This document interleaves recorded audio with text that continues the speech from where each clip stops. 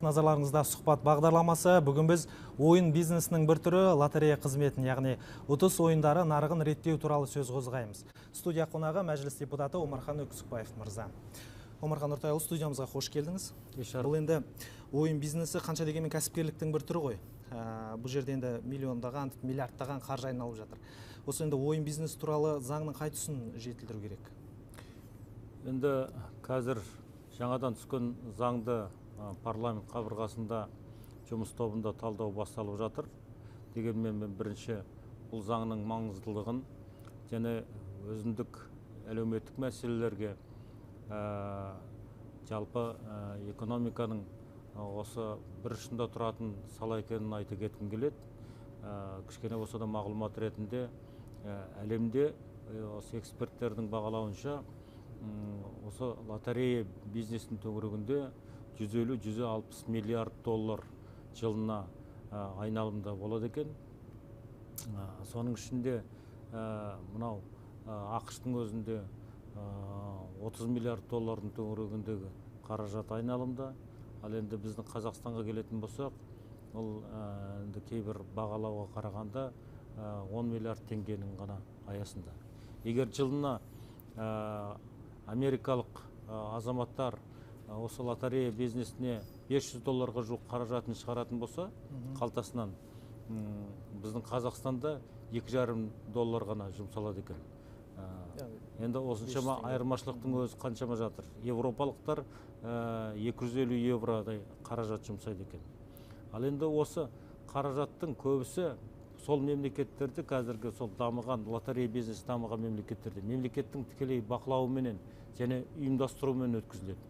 Сондықтан да оған сенімнің артылуы да көп, және сенім оған азаматтарынан сол халықтың, сол мемлекеттің өте зор.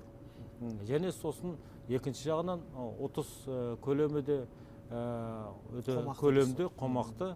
Міне осы шаралар қазіргі таңда көп біздің жаңағы заң жобасында да қаралса деген ойымыз, пікіріміз бар. Өйткені бұл екінші жағынан біраз әлеуметтік мәселелерді шешкен болар еді. Осы тақырыптың төңірегінде айтқым келеді. Мысалы, бір Финляндияның өзінде сол ұтыстан түсетін таза пайданың 90%-ын дене шынықтыру спортқа жұмсалады екен. Әрине, ондай жағдайда бюджеттен тысқары жаңағыдай қомақты қаржы түсіп отырса, ол елдің спортсмендері де белгілі нәтижеге жетеді ғой.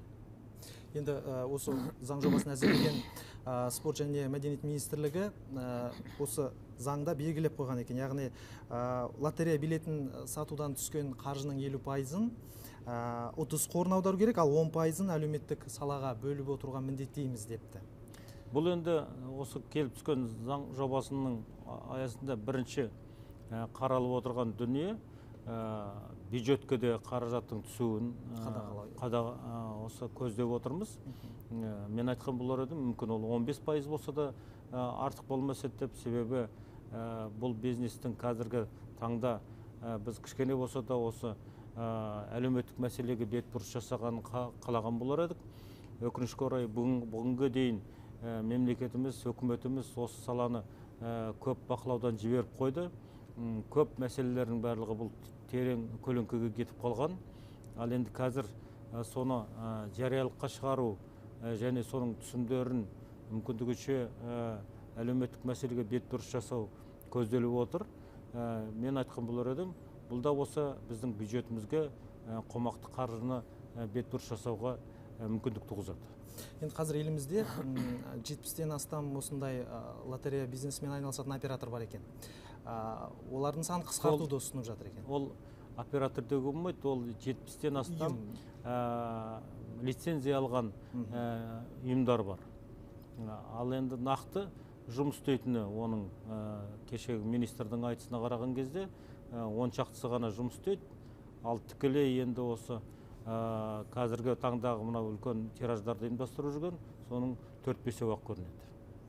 Яғни министрлік осының үшеуін ұлттық оператор ретінде құрсақ деген ұсыныс жасапты. Яғни мемлекеттің бақылауын күшейту үшін және де қадағалап отыру үшін. Бұл механизм қалай жүзеге асуы мүмкін? Жоқ, ол үшеуін емес. Ол жерде заң жобасы аясында қаралған мына біздің 3 түрлі лотереялық жағы салаларды бекітеміз.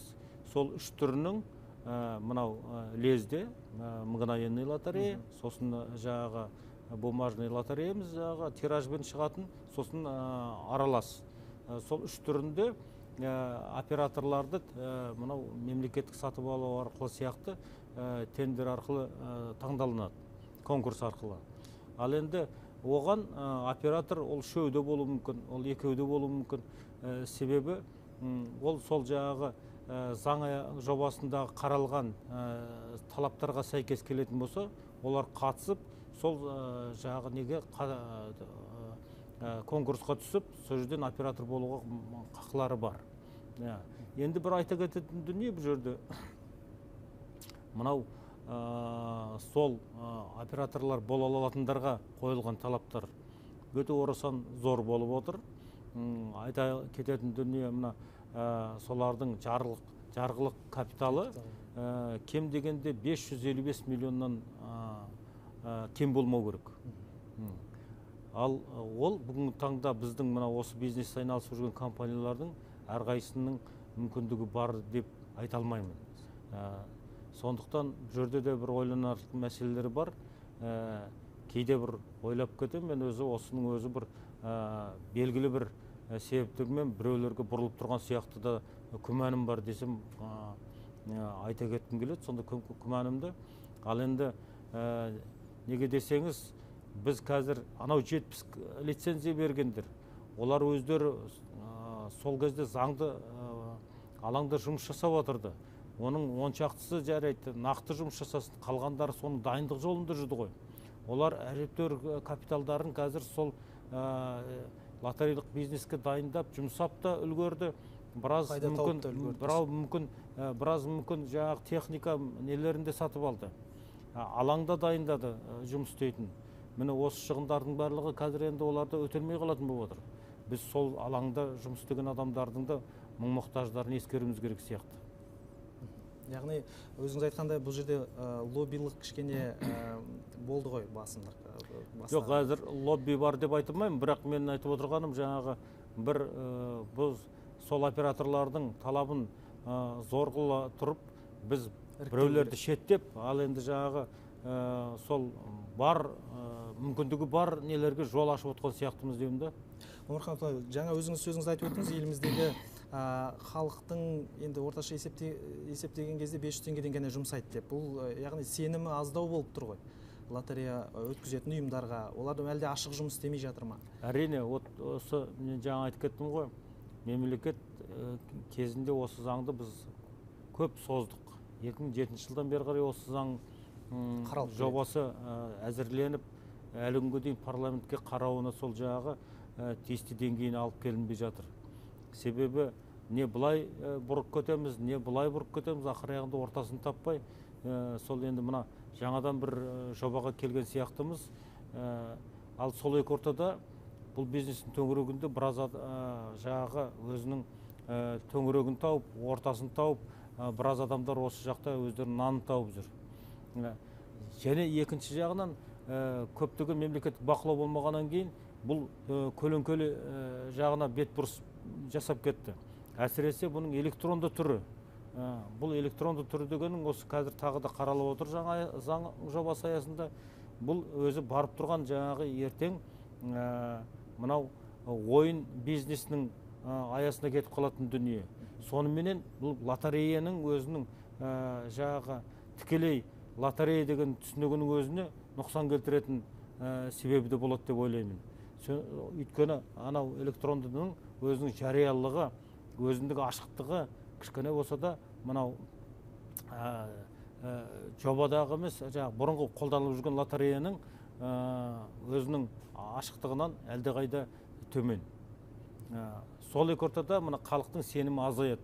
Сол екі ортада жаңағы біздің осы тағы да ойын бизнес сияқты біз халқымызды анау мүмкіндік туғызбаймыз бірден ұтып алуға, керісінше соның қалтасын қағып алуға баратын жолды ашатын сияқтымыз. Бұл енді бір жағынан жеңіл ақша табудың жолы деп десе айтса да болады. Біреулер тезірек ақша тапқысы келеді, біреулер болмаса ермек ретінде пайдаланатындар бар. Өзіңіз жалпы лотерея ойнап көрдіңіз бе? Жоқ, мен осы соған әуестігім жоқ екен, ойнап көргенде жоқпын. Бір кеңес заманында бізге жалақымыздың есебінен Дасафтың лотереясын беретін. Бірақ одан мен ештеңе ұтып көрген жоқпын. Ал енді бертін келе біз спортлот ойнадық. Ең көп ұтқан ақшам ол жерде 3 сом болған. Ал енді мен айтқан болар едім, бұл жерде мына таза лотереялық бизнестің төңірегінде халық өзінің ол жерде кішкене болса да мүмкіндігі бар. Өйткені 50% жағы жұмсалған қаражаттың ол 30 қоры. Бұл жерде 50% 30 қорына, кем дегенде 50% 30 қорына жұмсалады. Сондықтан 50-50 шансы. Осындайда халық ол жерде жағы бір анау азартқа емес, өзінің бір кішкене болса да мүмкіндігін қарағысы келеді. Оған неге біз шанс бермейміз? Ондай өзінің артық ақшасы болып тұр, соған өзінің шансын пайдаланғысы келсе, мүмкін бүгін емес, ертең оған мүмкіндік туатын шығар. Бұл әлемде қолданып жүрген осындай жол, осындай мүмкіндік, оны қолдануынан біз шектемеуіміз керек. Бірақ соның бәріне ашықтық пен жариялықты мүмкіндігінше жасауымыз керек. Енді осы заң жобасын әлі қарап жатсыздар, талқылайсыздар. Тағы басқа қандай шикі тұстары бар? Егер олардың бәрі ескерілсе, қабылданып кету қаншалықты енді? Енді әрине депутаттар өздерінің ұсыныстарын енгізеді. Осы мен жаңағы айтқан кейбір мәселелердің менің бір-екі күмәнді дүнием осы жағы мынау электронды лотереяның төңірегін біз кішкене болса да жетілдіруіміз керек. Сол жақта көптеген шикіліктер бар сияқты. Сосын мүмкіндігінше мына біз мемлекеттің бақылауын күшейтуіміз керек. Халық лотереяны алады, егер мемлекет соны бақылауына алып, мүмкіндігінше соған жариялығын туғызып отыратын болса. Мына заңның аясында бақылау тағы да біздің мемлекет емес ұйымға беріліп отыр. Осы жерде тағы да сұрақтар туады. Неге біз ол мемлекет емес ұйымның өзін құрастыратын және қаржыландыратын жаңағы операторлар. Егер ол оператор қаржы беріп жаңағыдай бақылайтын ұйымды ұстайтын болатын болса, бұл әрине оның жаңағы бақылауының қаншалықты пәрменді болатыны сұрақ туғызады. Міне осы мәселелерді әлі де біз талқылаймыз деп ойлаймын.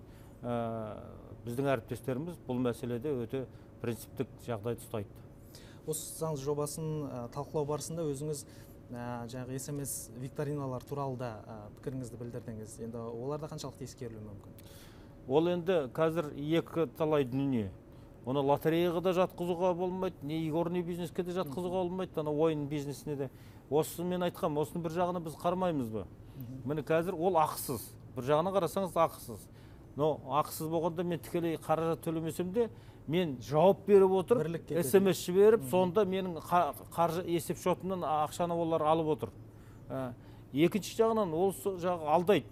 Сізге мына бүгін 20 SMS-тік пакет берілді дейді.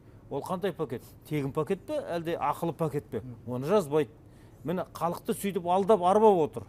Ал соған барады. Мен өзім мысалы соның сұрақтарын қызық көремде жауап берем кейде. Мен оны бір 30 тұтайын деп емес, соны өзімнің интеллектуалдық деңгейімді білейін деген сияқты. Ал енді қазір соны ұтып алдым деген адамды естіген жоқпын мен соның ақшасын. Бұл халықты жаңағы мынау алдау жолымен арбау, қалтасын қағу. Осыны тағы да мемлекет осыны бақылауға алып, ал егер олай ол табыс тауып отыр ма, бұл тікелей оның функциясы емес. Мінекей, біз жаңағы мына заң жобасында қарап отырмыз. Операторлар тікелей тек осы лотерея бизнесімен ғана айналысу керек, басқа бизнес болмау керек деп. Мен өзім ойлаймын, бұл дұрыс деп.